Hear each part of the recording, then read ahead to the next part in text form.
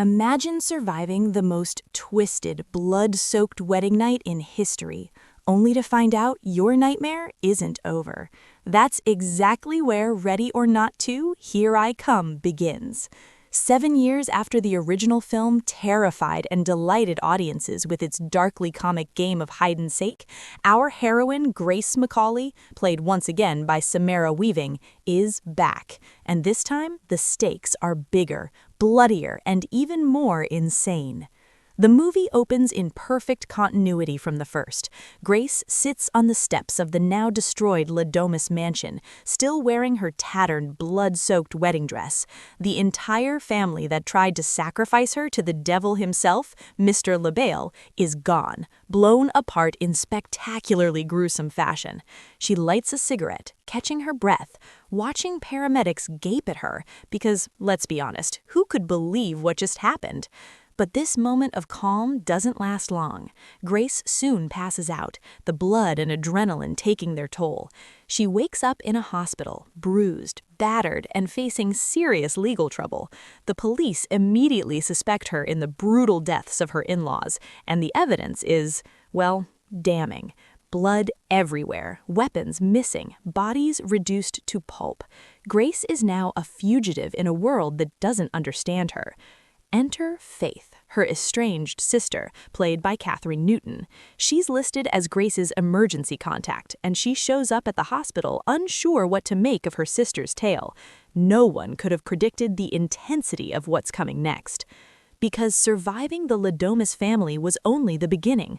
Unbeknownst to Grace, the deaths of her in-laws triggered a clause in the shadowy council of secret families who have sold their souls to Mr. LaBelle. This is no ordinary game of hide-and-seek anymore. The demise of the Ladomas patriarch and his heirs has left the high seat of the council vacant, a position that controls this secret, sinister world, and the surviving families aren't going to wait for someone else to claim it. Grace and Faith are kidnapped, and before they even have time to process, they are thrust into a new, deadlier game. The stakes? If they survive until sunrise, they control the council by default. If they fail, they die.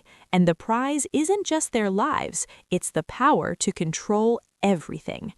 The first new element of this sequel is the lawyer, played by Elijah Wood, Mr. LaBelle's mysterious earthly emissary. He explains the rules of this twisted competition. Unlike the previous game, there are multiple families involved, each with competitors and alternates, all vying to kill Grace and Faith while staying within the absurd, satanic rules of Mr. LaBelle. This is where the scale of the story expands dramatically. We meet the Danforth siblings, Ursula and Titus, portrayed by Sarah Michelle Gellar and Shawn Hatosy. They are cunning, ruthless, and downright terrifying, each representing a new type of threat. Then there are the Chen Sing, Rajan, and El Kaido families, all with their own agendas, all hungry for the high seat. The game isn't just dangerous, it's global in scope, testing Grace in ways the first film never imagined. But here's what makes this sequel truly fascinating. Grace isn't alone this time, she has Faith. And the dynamic between these sisters isn't just about survival, it's about trust, reconciliation, and understanding past betrayals. The emotional stakes are as high as the physical ones. The game isn't just hide and seek, it's a test of loyalty, strategy, and sheer willpower. No one expects what happens next, because even the audience is unprepared for the chaos that's about to unfold. Grace's nightmare has doubled, and the stage is set for a night of blood, betrayal, and darkly comic mayhem. Grace and Faith are now trapped in a deadly game. But this isn't your grandmother's hide-and-seek. With double the players, every corner of the sprawling, opulent mansion is a potential death trap.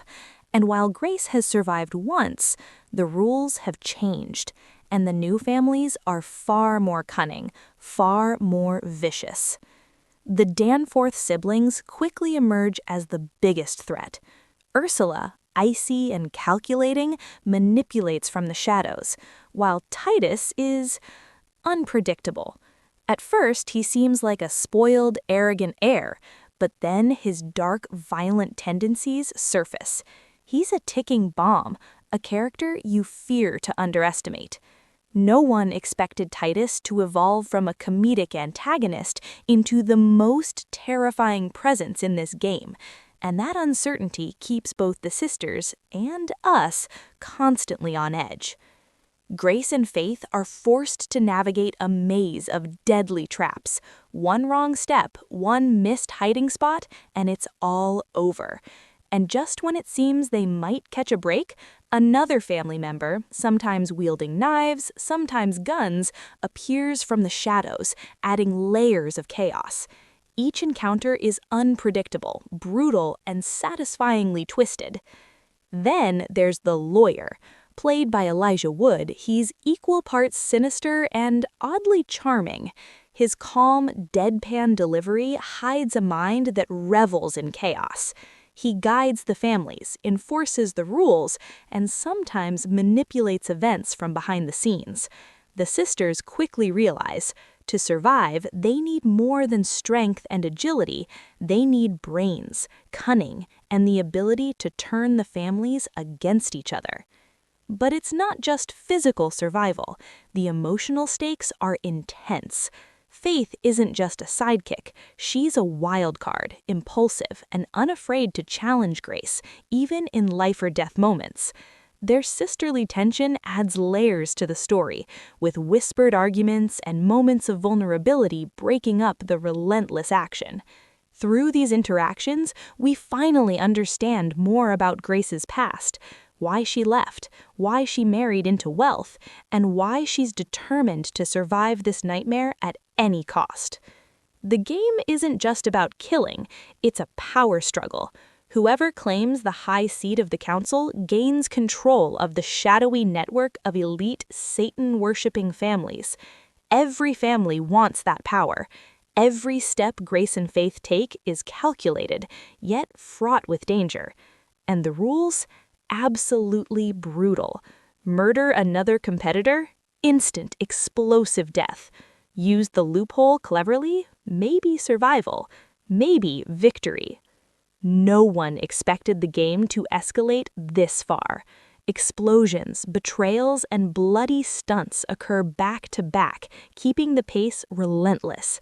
At one point, Grace must fight her way out of a room where one family member suddenly bursts into flames, a shocking callback to the first film, but with a new twist that proves the danger has only doubled.